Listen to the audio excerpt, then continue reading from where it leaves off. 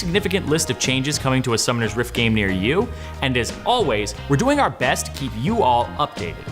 What's happening with the top lane? I know all of you guys have been curious, and the answers are finally here. We'll make sure to break down these changes a little bit for you guys, but do note that at the end of the day, all of these changes are still tentative. There's a good chance all or most of these changes will hit the live servers next patch, but don't be shocked if the change that you wanted to see gets scrapped. For our question of the day, what has been your least favorite meta to play in? I personally hate funneling with a passion, and I'm glad to let you guys know that they're hard nerfing this strategy next patch. But anyways, let us know your answers in the comments down below. By the way, guys, if you haven't already, I want you to check out ProGuides.com. For those of you who are serious about getting better this season and climbing the ranks, you need to check it out. We have a bunch of content as well as some great coaches who are willing to help you guys out over there. With that said though, let's get this video started. Hey guys, Christoph here. Sorry Zyrene forgot to mention that we actually are going to be getting some new skins this patch. We have Cosmic Lux and a twin version to this skin called Dark Cosmic Lux. Next up is Darkstar Malphite and Prestige Edition Darkstar Malphite, followed by Darkstar Mordekaiser and Darkstar Xerath. Lastly, we have a brand new skin line featuring Talon Blackfoot, Twitch Shadowfoot, and Taric Lumen Shield. Okay, sorry, we had to throw them in there. These skins look incredible, so make sure to save your RP for them. All right, back to Zyrene. First off, let's talk about some changes to the systems of the game. We've got to start with the biggest thing first. Teleport is receiving massive changes next patch. The numbers are loosely set as we've already seen them change within the first hour of being announced. As of now, however, Teleport will have its initial cooldown increased to 420 seconds from 360 seconds. And based on champion level, this cooldown will scale all the way down to 240 seconds. Essentially, late game top laners will have Teleport's cooldown reduced by 2 whole minutes. And if that wasn't enough, you also gain a 3-second movement speed buff after you finish your channel. It'll be 30 to 45% movement speed based on your champion's level as well. Overall, this should shift more power into the spell, but the increased cooldown should make it a less optimal choice for certain mid and bot laners. But the fact that Teleport's cooldown has only gone up a minute in the early game makes me wonder if they're overly buffing it. Initially, the plan was to increase the cooldown to 480 seconds at level 1, which would have given the spell clear drawbacks to take, but nevertheless, top laners should be able to influence the games more heavily with the cooldown changes and movement speed buff. Another thing to consider though, is that this increased cooldown also increases the power of aggressive summoner spells like Ignite and Exhaust. While you can already cast Ignite twice in place of a single teleport, this further increases that time buffer. There should be more versatile playstyles that open up in the top lane as a result. Next up, we have Death's Dance receiving its planned rework. The numbers aren't set in stone yet, but do note that the bonus AD is being reduced and replaced with some extra MR and armor instead. As a result, it should become an item more centered around survival rather than a bruiser's alternative to Bloodthirster or Ravenous Hydra, but it's still going to fulfill that role of anti-burst. The last change we need to cover before jumping into champion balance is the fact that funneling is taking another nerf to the face. Monster Hunter's penalty will now also tax you 50% of minion experience. For those pesky funnel strats, this spells some bad news as you're going to get punished significantly now. Minions are basically all going to come at half value. You're getting reduced income as well as reduced experience from them. While this might not eradicate funneling from the game, it'll definitely no longer be an OP strategy. I'm certain that funneling will no longer be common, but have a gut feeling that somehow and somewhere, somebody's going to find a way to make it work like they always do. For once though, I'm gonna hope that my gun is wrong. All right, with that stuff finally out of the way, let's talk about champions. All right, let's start with the good news first. There's some nerfs to the top laners. Garen is receiving a nerf and maybe even some counterplay. His magic resist scaling is going down from 1.25 per level to 0.75 per level. His E's crit scaling is also taking a hit, tanking to 33% from 50%. These nerfs target crit builds specifically, and AP champions should have less trouble killing Garen in the late game. However, it's not that big of a deal, as it totals to 9 MR, and Garen usually builds a little bit of MR anyway eventually. There's probably no world where you're able to deal true damage to Garen anyway, since Garen still gains some defensive stats from his W's passive. Next up on the nerf guillotine is Darius. Although, to be honest, it's more of a power shift. Darius's W's bonus damage is being changed from 50 to 70 flat to 40 to 60% of his total AD. His W's mana cost is going from 30 to 40, and his E's mana cost is going up from 45 to 60. First off, these mana cost nerfs are actually pretty big. I've literally never seen a Darius run out of mana because his mana costs were practically non-existent. This should punish Darius players pretty hard when they miss their pulls, or missing a last hit with their W, which I actually think is quite fair. However, the changes to W's damage are going to take a big hit on Darius' early game. This is a situational buff, but overall, it's a nerf for sure. When Darius builds enough attack damage, or let's say he gets some from his passive, he'll definitely do more damage with this iteration of his W. However, the fact that you need to max out your passive first means that you only have situational strength. In cases where he's able to get those resets or max out his stacks, Darius is already a monster and you were going to get one shot anyway. So as a result, it's best to interpret this as a nerf. But at the very least, when his opponents are already going to die, they're not just dead, they're really dead now.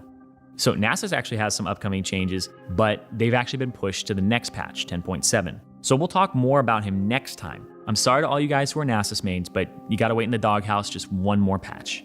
Finally, let's talk about another buff, Urgot's Q. The slow duration is going up by a quarter second from 1 to 1.25. His E's stun duration is receiving the same buff, increasing from 0.75 seconds to 1 second. He's been underperforming just slightly though. These buffs should make him a little bit stronger, and he'll likely be pretty close to balanced. I mean, I can't believe I'm saying that, but now that I've said it, he's probably gonna nip busted again.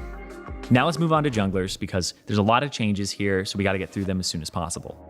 In Riot's attempt to expand the champion pool in jungle, they've added a ton of junglers to the list. First up is Brand, who was previously teased. His passive damage will now deal 120% damage to monsters. This is a relatively small buff, but for those of you who haven't already, I suggest you hop into a jungle game and clear the jungle as Brand once. He's already actually pretty good at it, so I think this minor buff is all he needs to incentivize players into giving him a try. His ganks are okay since he has a ranged stun at least, but his damage is definitely something you can't take for granted, and it's definitely going to cause some burns. Remember kids, only you can prevent forest fires. Thematically, it does make sense that Zyra ends up in the jungle. She's a plant, plants in the jungle, everybody hates plants, everyone hates Zyra, same thing. But the difference is that her plants are now going to be dealing 150% damage to monsters. This is actually a big buff and we'll have to keep tabs on her to see how well she does. But actually what I'm curious about is whether or not the plants will deal enough damage that it justifies Zyra tanking for the plants. Because normally, you put the plants down and the mob just hits them and kills them. But if they deal so much damage now, then you actually want to take the hits for them and have your little seed babies just kill the mob for you. So maybe it's kind of like supports tanking for their bottom laners, if that ever happens at least.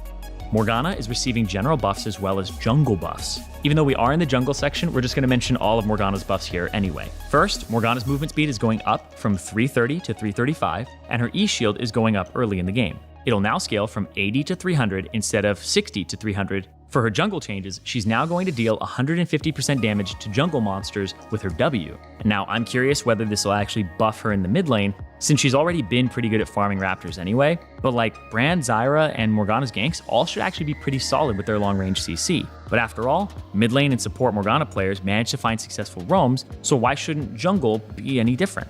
It's been around in stories for eons, and it's been shrugged off as merely a folktale, but it may actually be coming true. I'm talking about the River Shen. His Q's max damage to monsters is receiving a giant buff, and is going from 125 to 200, from 75 to 175. Especially in the early game, this is going to help him clear a lot of those tougher jungle camps.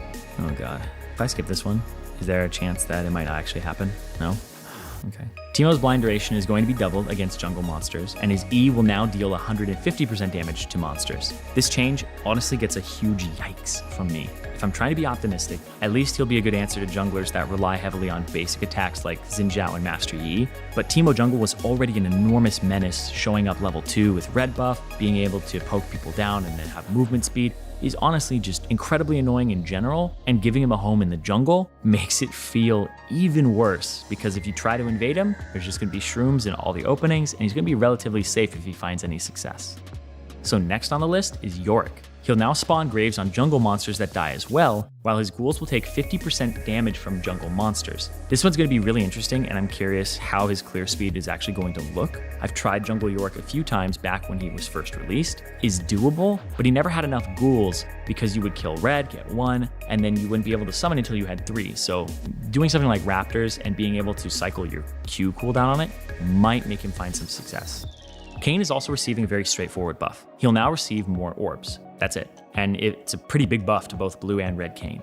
Hecarim's Sphere duration on his ultimate is being increased at later ranks, with it being 0.75 to 1.5 seconds currently, being changed to 0.75 to 2 seconds based on distance traveled.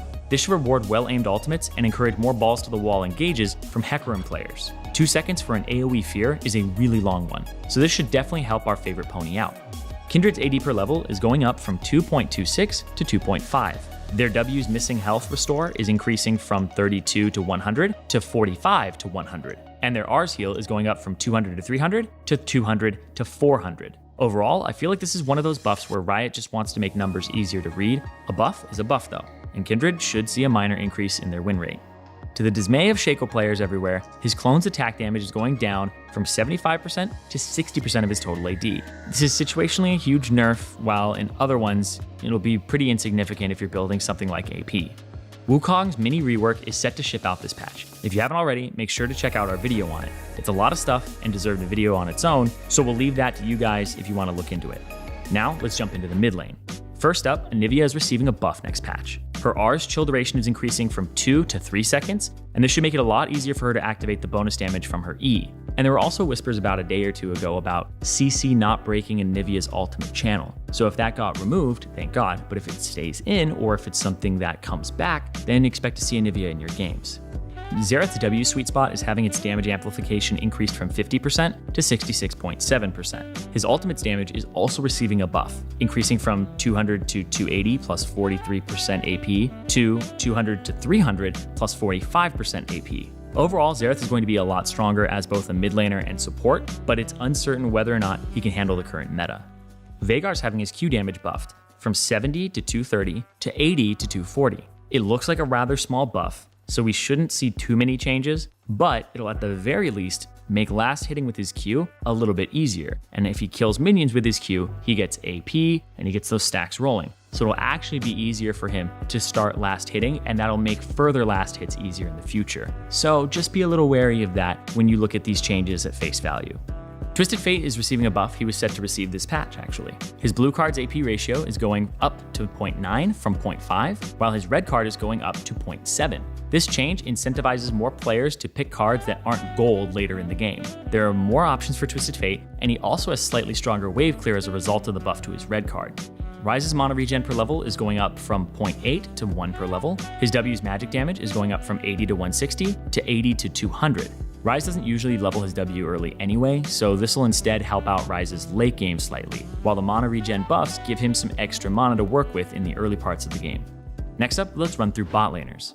First up, Draven is getting some more love. His W's movement speed is going up from 40 to 60 to 50 to 70. Honestly, I'm actually kind of terrified. Draven definitely doesn't need more damage early on. He already has that. This small buff should help Draven stick to his enemies though, and that, as a result, will make it so he has an easier time going for those all-ins and begin the snowball.